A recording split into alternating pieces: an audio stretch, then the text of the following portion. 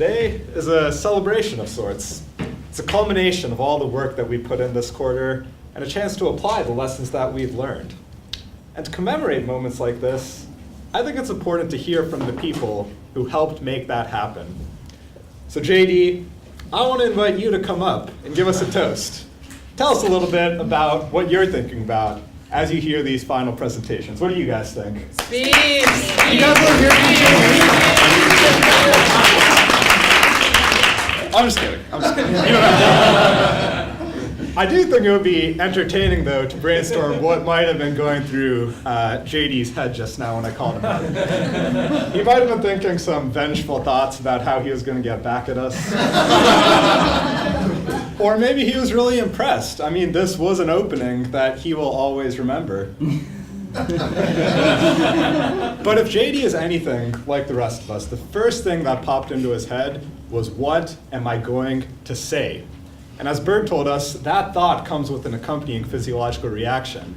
His palms get sweaty, his knees get weak, arms get heavy. He might have vomited on his sweater already. You get the idea. Playing shenanigans, right? In all seriousness, a lot of us have been in a situation like this, where we're called on to give an impromptu toast. And that can be nerve-wracking. It might be in class. It might be at a friend's wedding. In my case, it was at my mom's birthday party. And you know, in this class, we've gotten some lessons about how to give impromptu speeches, but it feels a little bit different. We're not talking about what superpower you would want to have or what you would do with an ideal day. You're being asked to capture everything that defines what happened in a class or over years of friendship or in a lifetime of love and affection in just a few seconds. Luckily for you guys, we have the answer on how to do that. Jen and Aaron are going to give you 6 tips on how you can deliver great impromptu speeches, and then at the end of our presentation, we're going to call on one of you to give an impromptu toast about this class. See, now you guys are paying attention. So with that, I'll turn it over to Jen. All right, thank you, Akhilesh. All right, the number one tip is easy. Just keep it simple. We've gone through a variety of different public speaking simulations in this class, including how to pitch your own startup or how to present data in a creative way. What's different about an impromptu toast is most people were not planning on hearing you speak. And to be honest, most of them probably will not be listening when you do. So just remember, you're pretty much the only thing standing between someone and that great conversation they were already in the middle of, or that cold glass of champagne that they really just want to take a sip. So don't stress out too much about the toast. Tip number 2. We've learned in the class that structure is paramount to clarity. It's how you keep yourself from rambling indefinitely, or in how you make sure that you really focus on the message that you're trying to get across. While there are a variety of structures that you could try to use, one that we're proposing here is this past, present, and future rule, where you start by acknowledging the past and present, and then describing the future that you look forward to seeing. This is a great chance to incorporate some of our learnings from JD's storytelling class. Instead of just describing the past and present, capture them with an anecdote. Let's say you're trying to give a toast to someone for their birthday. May not be Akhilesh's case where he talked about his mom's birthday party, since he probably couldn't tell the story of maybe when he met her as an anecdote. But another story that let's say you're talking about a GSP friendship. You could reflect back on that small group dinner that the two of you first met at, or maybe that 8 a.m. accounting lecture that you struggled to drag yourselves through. For me, I gave an impromptu toast on my last day of work, and I used this structure actually without realizing. I talked about my first day on the job and how nervous I was to prove myself to my teammates. But when I saw the team's tradition of decorating other coworkers' desks when they returned from sabbatical with balloons and streamers, I felt like I joined a family. I closed by talking about the future that I hope to create, one in which there was that same feeling of family on my teams and in my organization. The last tip that I'm going to share with you is to avoid problems. Remember, the point of your talk is to be uplifting. You're not there to list everything that's wrong in your life or at your company. So let's say you're an employee of Uber.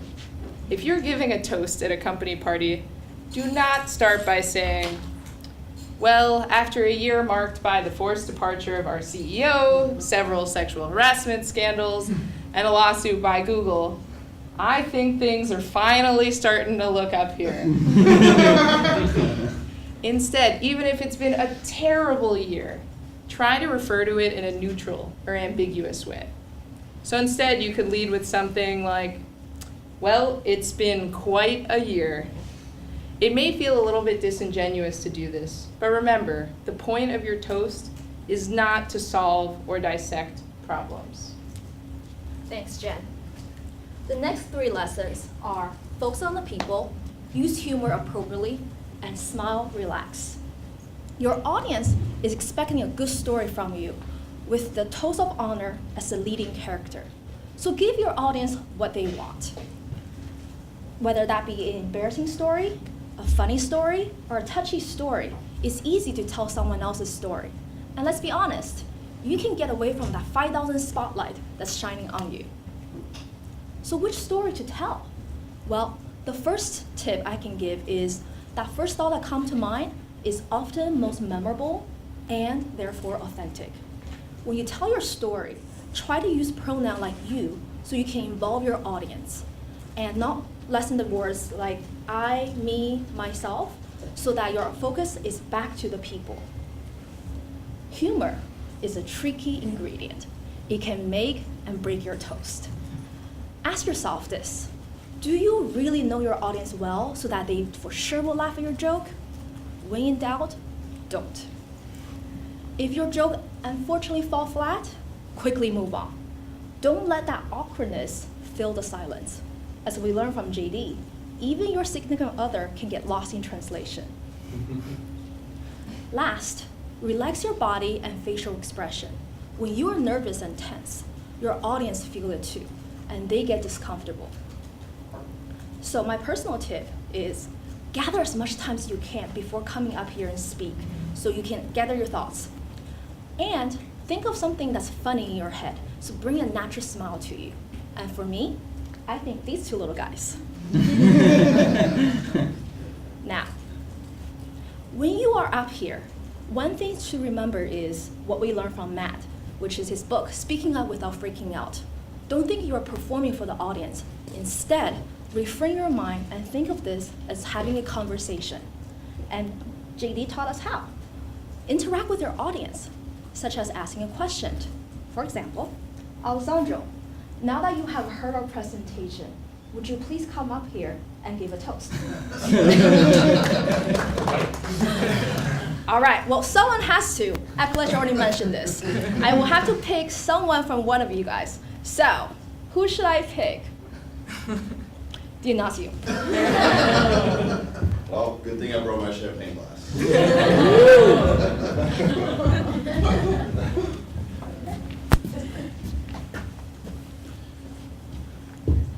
So, as we wrap up the quarter, let's take a moment and appreciate the journey that we have been on. From the benchmark presentation, where Lee showed off his basketball skills and ended the story by proposing to his wife, to the midterm presentations, where Selhi showed off his passion for pool and brought his cue and showed us all how to use it. From impromptu exercises to frantically waking up on Fridays, not knowing where class is going to be that day. We have come a long way since January. Presumably, we all took this class because public speaking wasn't a strong suit. But we can walk away a little bit more confident that we have a strong foundation to give a speech in front of a large crowd. What I am most grateful for are the strong bonds that we formed within our cohort. We have shared our stories, memories, our passions with each other. We have built each other to be the public speakers that we are today by being present at every single exercise and constantly giving each other feedback. But what I'm gonna miss the most is Bert's contagious laughter. Seriously though, even if no one else in the class laughs at your joke, you know you're gonna get Bert's moral support laughter. So, I'd like to raise my glass to the team that went before us, to my team, to all the teams that are about to present, as we leave it all on the stage for our final presentations. But just know this is just the beginning. As we become leaders in our organizations and prominent figures in our respective spaces, we're gonna have to give speeches on almost a daily, monthly, weekly basis. If you're ever brave enough to give a TED Talk on a vulnerable topic like JD did, just know that your 315 family will be here to constantly give you feedback so you ace that presentation. And most importantly, your 315 family will be here to support you in any single one of your public speaking endeavors. So thank you, JD, Bert, and Allison, for a fulfilling and engaging quarter. Here, Cheers. here. Cheers.